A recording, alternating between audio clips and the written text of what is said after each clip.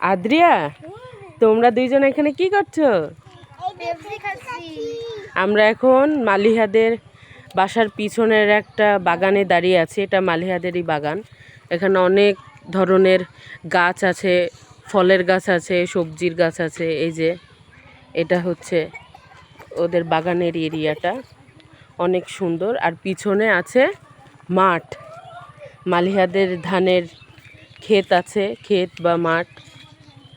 এখানে কি কি ধরনের গাছ আছে মালিহা, বলো তো তোমাদের বাগানে?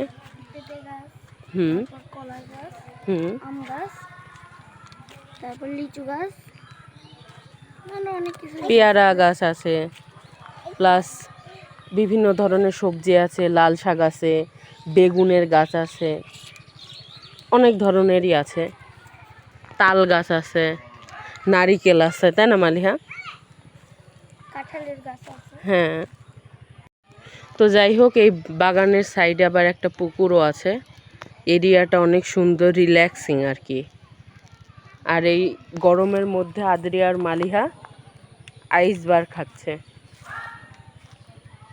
তোমাদের শরীর কি ঠান্ডা ঠান্ডা কুল কুল হয়েছে? দেখো আকাশে কেমন লাগছে। হ্যাঁ, এই সাইডটা একদম একটা, হ্যাঁ, রাস্তা হয়ে গেছে আর একটা সার্কেল মতো লাগছে, অনেক সুন্দর লাগছে। চলো আমরা যাই, সন্ধ্যা হয়ে যাচ্ছে।